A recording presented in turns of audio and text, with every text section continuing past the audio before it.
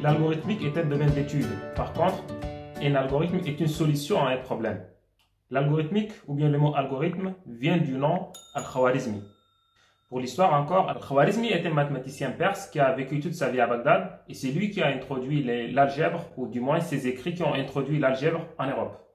Si on revient à la notion d'algorithmique et d'algorithme, comme je viens de le dire, l'algorithmique c'est la science, c'est-à-dire le domaine qui étudie les algorithmes. Par contre, un algorithme est une solution à un problème. Je dis bien une solution, mais pas la solution. Pourquoi? Parce que pour n'importe quel problème, on peut avoir plusieurs solutions. Parmi ces solutions-là, on peut choisir une qui est l'optimale, qui est la meilleure.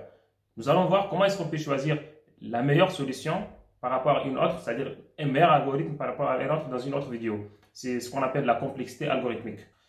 Brièvement, ce qu'il faudra comprendre dans tout ce qui est complexité algorithmique, c'est-à-dire comment est-ce qu'on peut choisir un algorithme par rapport à un autre, on le fait en se basant sur 4 critères, à savoir la durée d'exécution, c'est-à-dire la durée du calcul qui sera prise par l'algorithme, la mémoire vive qui sera occupée par cet algorithme-là, la précision du résultat et la escalabilité, c'est-à-dire comment est-ce qu'on peut paralléliser cet algorithme-là.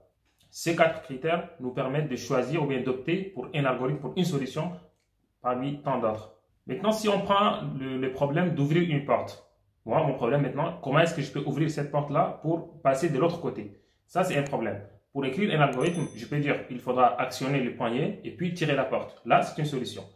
L'autre solution, ou bien une autre solution, peut être de casser carrément la porte et traverser de l'autre côté. Une autre solution pourrait être, par exemple, de brûler toute la porte et puis comme ça, on peut traverser de l'autre côté. Toutes ces solutions-là sont des algorithmes. Maintenant, on peut choisir la meilleure, celle qui répond au mieux à notre solution en prenant le moins de temps possible, en nous donnant la meilleure réponse, c'est-à-dire la précision, et en occupant la plus petite mémoire possible. Maintenant, je vais m'attarder beaucoup plus sur la définition technique d'un algorithme. En fait, un algorithme, c'est juste un ensemble d'instructions, c'est-à-dire un ensemble d'étapes permettant de résoudre un problème bien défini. C'est-à-dire la solution dont on parle, l'algorithme même, c'est juste un ensemble d'étapes successives qui nous permettent de résoudre le problème qu'on aimerait résoudre. Ce qu'il faudra vraiment comprendre est que cet ensemble d'étapes, l'ensemble d'étapes dont on parle, sont standardisées, c'est-à-dire le vocabulaire qu'on utilise, c'est un vocabulaire bien défini. Nous allons voir qu'il y a un vocabulaire bien limité qu'il faudra absolument assimiler, c'est-à-dire comprendre chaque mot, qu'est-ce que ce mot veut dire. Par exemple, si on prend le mot écrire en algorithmique, ça signifie quoi? Si on prend le mot pour, ça signifie quoi? Si on prend le mot répéter, ça veut dire quoi? Donc, ces vocabulaires-là constituent ce qu'on appelle le langage algorithmique. Je vous présente ici quelques vocabulaires en algorithmique. Écrire, lire, les boucles conditionnelles, si, selon, les boucles répétitives, pour, tant que, répéter, la déclaration des variables. Ce vocabulaire-là, en fait, c'est le vocabulaire essentiel et fondamental qu'il faudra maîtriser. Si vous voulez, par exemple, si vous ne savez pas comment est-ce qu'on peut utiliser la boucle tant que, il suffit de taper sur Google boucle tant que algorithmique. Vous allez trouver toute une littérature qui vous permet d'assimiler cette notion-là. Vous pouvez taper ces vocabulaires-là, ces mots-clés-là sur YouTube et vous allez trouver des vidéos qui vous expliquent la boucle tant que. Voici un squelette d'un algorithme. On commence toujours par le nom de l'algorithme qui est en haut. Puis on déclare l'ensemble des constantes et des variables qu'on va utiliser dans notre algorithme. Puis nous avons le corps de notre algorithme qui commence toujours par le mot début et se termine par fin. Là, on appelle cet ensemble-là le squelette d'un algorithme. En d'autres termes, nous avons toujours ce schéma-là pour n'importe quel algorithme. Nous avons toujours le nom en haut, puis la déclaration des variables et des constantes, et à la fin, nous avons le corps de notre algorithme qui est compris entre début et fin. Voici un exemple d'un algorithme qui permet de faire la somme entre deux variables, ou bien deux valeurs. Tout d'abord, nous avons le nom de notre algorithme, algorithme somme, puis nous avons déclaré 3 variables, x, y et z, de type réel. Puis, dans notre corps, le corps de notre algorithme, nous demandons à l'utilisateur de saisir le premier nombre. Une fois qu'il saisit, lorsqu'il tape, on lit cette valeur-là et on la stocke dans la variable x. Puis, on demande à l'utilisateur, c'est-à-dire on affiche sur l'écran, donner la deuxième variable, c'est-à-dire la deuxième valeur, le deuxième nombre. Lorsqu'il nous donne le deuxième nombre, on le stocke dans la variable y.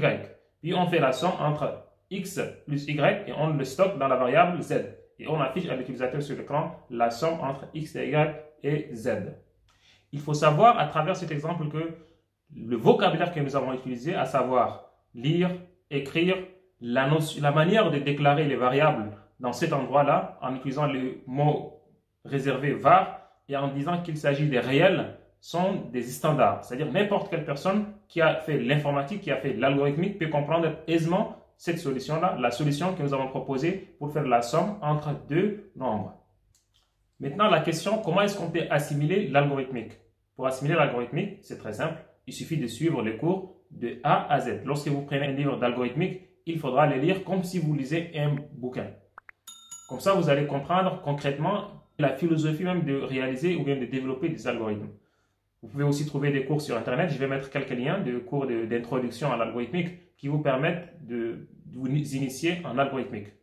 Et toujours, je me répète, toujours, il faut savoir que vous pouvez faire des recherches sur Google en utilisant les mots ou bien les vocabulaires que vous ne comprenez pas. Si vous ne comprenez pas ce que cela veut dire lire, vous pouvez taper sur Internet ou bien sur Google bien précisément, lire en algorithmique. Ou bien vous pouvez taper la boucle pour en algorithmique. Et vous allez trouver beaucoup d'exemples ou bien beaucoup de cours qui vous expliquent ce que cela veut dire. Vous pouvez aussi faire des recherches en cherchant des exercices traités. Par exemple, si vous voulez assimiler la notion des boucles conditionnelles, vous pouvez taper TD avec solution en boucle conditionnelle ou bien TD avec solution en boucle itérative. Et là, vous allez trouver pas mal des exercices qui sont intéressants et cela vous permet d'assimiler assez rapidement le cours.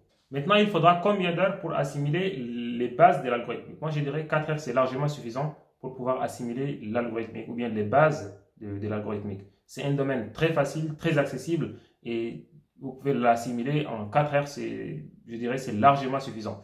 Vous pouvez regarder des vidéos sur YouTube par exemple, vous pouvez aussi trouver des cours que vous pouvez lire en 2 heures ou 3 heures du temps et le reste, vous allez voir quelques exercices et c'est tout. Et surtout, n'hésitez pas à demander à votre professeur, à votre enseignant de vous donner des références des livres qu'il utilise pour son cours. C'est très intéressant, c'est très important. Et personnellement, les villes que je visite, je peux donner des cours aux étudiants ou bien aux élèves qui peuvent s'organiser en plus de 2 ou 3 personnes.